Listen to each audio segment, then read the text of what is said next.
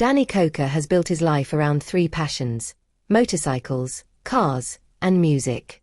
These aren't just hobbies, they're the foundation of everything he's accomplished.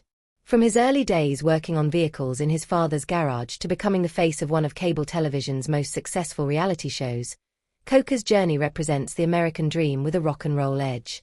Born in Cleveland, Ohio, and raised in Detroit, Michigan, Danny Koker grew up surrounded by automotive culture. Detroit wasn't just where he lived, it was embedded in his DNA. His father, Danny Koker Sr., wasn't only a talented musician who performed with legendary groups like the Cathedral Quartet and the Rexhead Family Singers, he was also a passionate car enthusiast. Those hours spent together in the garage became young Danny's first classroom, teaching him everything from basic repairs to the philosophy of automotive restoration. Before counting cars made him famous, Koker had already built a local following in Las Vegas during the early 1990s as Count Cool Rider, a late-night horror movie host. Clad in leather, sunglasses, and a signature bandana, he brought rock and roll flair to television, giving him experience and a platform that would later prove invaluable. Count's Customs began simply enough. Koker needed a space where he could work on his own vehicles without waiting in line at other shops. What started as a small custom garage tucked in Las Vegas's industrial sector slowly transformed into something much larger. His style of combining classic restorations with a rebellious twist drew immediate attention, and soon his reputation spread throughout the custom car community. The real turning point came in the late 2000s when the History Channel's Pawn Stars exploded in popularity. Set in Las Vegas, the show regularly featured Danny Koker as a car and motorcycle expert. Viewers loved his edge, humor, and credibility. Every appearance generated fan demand for more content, and producers took notice. In 2012, Counting Cars debuted as a spin-off series focused entirely on Count's Customs and the wild builds rolling through Koker's garage. The show wasn't simply about restoring classic cars. It was about loyalty, vision, and the people behind the machines. Each episode showcased different projects, from a beaten-up Mustang transformed into a showpiece to Harley-Davidson motorcycles reimagined with flames and chrome. But at the center of everything was Danny Koker himself, passionate, perfectionist, and always pushing for something better. By its third season, Counting Cars had become one of the History Channel's highest-rated shows. The success came from authenticity. This wasn't scripted chaos or fabricated tension. These were real mechanics, real builds, and real stakes. The mechanics were legitimate, the repairs were authentic, and the pressure to complete projects was genuinely overwhelming. However, while the work in the garage was real, the way it was edited often transformed minor disagreements into major confrontations. Conversations were spliced together. Deadlines were emphasized dramatically. Long days were edited to look like last-minute scrambles. Over time, that kind of spotlight began creating cracks in the foundation. Outside the show, Koker expanded his empire aggressively. His personal car collection grew to over 100 vehicles, each restored with the same obsessive care he demanded in his shop. He launched Count's Vamped Rock Bar, which became a hotspot for live music and car enthusiasts. He opened Count's Tattoo Company to tap into Vegas's body art culture. He fronted a band called Count 77, blending his love of music with his stage presence. With all that success came enormous pressure. The team had to keep pace with a global audience, tight deadlines, and multi-million-dollar projects. Not everyone could handle it. Over the years, Counting Cars gained a reputation not just for custom builds, but for sudden employee exits, bitter fallouts, and a revolving door of people who couldn't meet Danny's exacting standards. Every workplace has quiet employees, the ones who stay in the background, don't make noise, and rarely appear on camera. Sometimes, these are the ones who cause the most damage. Joseph Frontier was the bookkeeper for Count's Customs, handling payroll, expenses, and financial management for a business built on high-end custom builds and multi-thousand-dollar budgets. His role was crucial, but he remained largely invisible to viewers. In 2016, court documents revealed a shocking scandal. Count's Customs filed a lawsuit against Joseph Frontier, accusing him of stealing more than $75,000 from the business. The allegations were specific, detailed, and devastating.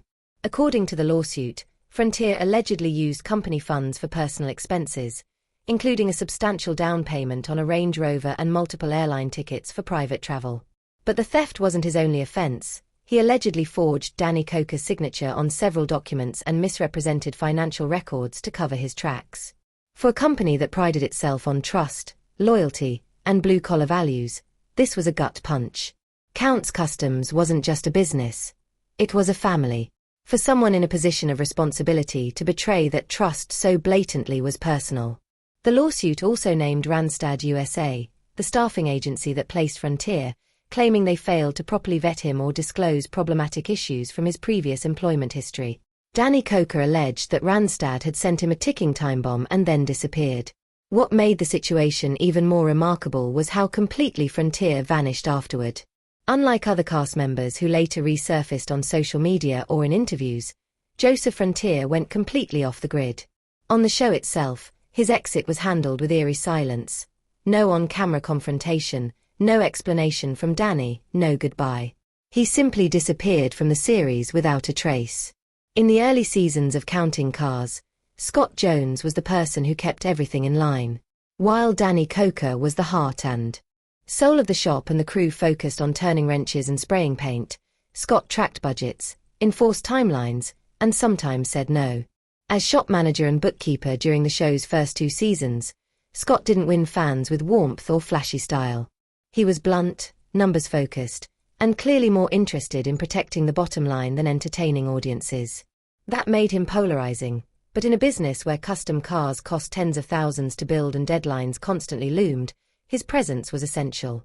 What made Scott's role particularly tense was his frequent on-air clashes with Danny.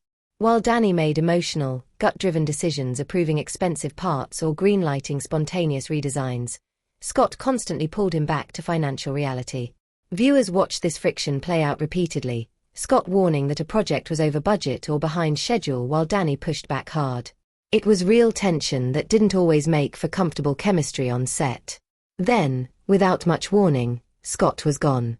After season 2, he disappeared from the show entirely. There was no send-off, no formal explanation on camera, and no emotional goodbye. Rumors swirled immediately. Some speculated that Scott had been caught mismanaging money or even embezzling. But unlike the Joseph Frontier case, no charges were ever filed. There was no lawsuit, no police report, and no official accusation linking Scott to criminal activity. The only explanation offered was that Scott moved to Tennessee to be closer to his family, and that's exactly what he did. Today, Scott Jones runs Koker's Extreme Automotive in Mountain, Tennessee, a high-performance shop specializing in custom builds, restoration, and repair. He eventually resurfaced on Netflix's Swap Shop, a reality show about treasure hunters and collectors in small-town America. Scott has never spoken publicly about his time on Counting Cars, nor has Danny commented on the real reasons behind his departure. Whether behind-the-scenes tension simply became too much or whether deeper financial disagreements existed remains unknown. If you watched even a few episodes of Counting Cars, you probably remember Rolly Sabo, nicknamed Rock and Rolly. With his thick Hungarian accent, oversized personality, and infectious laugh, Rolly stood out in every scene. Whether polishing chrome, vacuuming interiors, or cracking jokes with Kevin and Danny, he made the garage feel like a party. Behind the humor was real talent. As the lead detailer, Rolly was responsible for making every finished vehicle look perfect before it went to clients or in front of cameras. Smudges, fingerprints, and dust never stood a chance under his watch. Fans loved him, and his popularity grew with every season. But then he simply vanished. Rolly appeared regularly from season 2 through season 6, then disappeared without explanation, farewell scene, or mention from the crew. Silence only fed rumors. Some claimed he had a falling out with staff, others whispered he was fired after clashing with production or arriving late too many times. In 2017, the most alarming theory gained credibility when reports surfaced that Rolly's trailer containing thousands of dollars worth of detailing tools and equipment had been stolen. The theft was real and confirmed by Las Vegas news outlets. Rolly posted briefly on social media about the incident, clearly frustrated and heartbroken, but then went silent. Interestingly, no legal drama followed. No charges were filed against Rolly, no lawsuits, no public complaints from Danny or the team. It seemed more likely that any conflict was internal and stayed that way. Rolly eventually started his own business, Rock and Rolly Custom Detailing, a mobile detailing service based in Las Vegas. He may not be on TV anymore, but his reputation for meticulous work remains intact. Similarly, Shannon Eichow, Count's Customs lead bike builder, was deeply skilled and contributed some of the show's most memorable motorcycle transformations. Around season 7, fans noticed Shannon appearing less and less. He wasn't in group shots, wasn't giving build updates, and his regular scenes were reduced to quick cameos. Eventually, he faded completely. Unlike other cast members involved in scandals, Shannon's disappearance came without public controversy. No legal issues, feuds, or news stories. The consistent rumor was that he simply didn't align with the show's direction anymore. As Counting Cars leaned more into high drama, custom hot rods, and celebrity builds, Shannon's world of quiet, detailed motorcycle craftsmanship felt sidelined. Today, Shannon remains active in the Las Vegas custom scene, still building bikes, still perfecting his craft. He doesn't court publicity and has never bashed the show or shop. That silence speaks volumes. His legacy remains clean, respected, and intact. If Counting Cars had a rock star, it was Mike Henry. With his trademark Horned